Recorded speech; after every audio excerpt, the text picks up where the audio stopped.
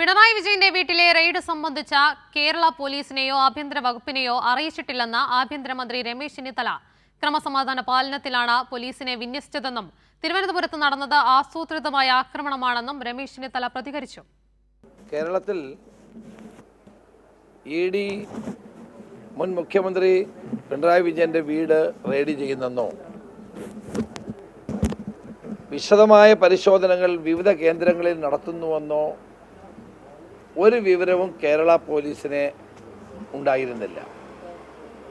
കേന്ദ്ര ഏജൻസി ആയ ഇഡി കേരള പോലീസിനെയോ ആഭ്യന്തര വകുപ്പിനെയോ ഇത് സംബന്ധിച്ചുള്ള ഒരു വിവരവും മുൻകൂർ നൽകുകയോ ഇതിന് കേരള റെയ്ഡ് തുടങ്ങിയ ശേഷം നൽകുകയോ ചെയ്തിട്ടില്ല.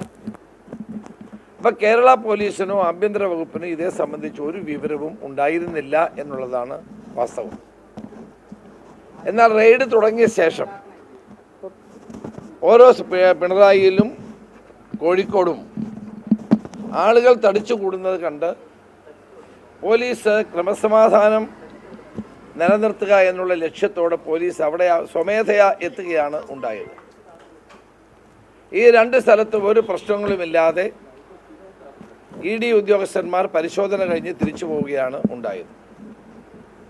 എന്നാൽ തിരുവനന്തപുരത്ത് ആസൂത്രിതമായ ഒരു അക്രമമാണ് ഇവിടെ ഉണ്ടായത്.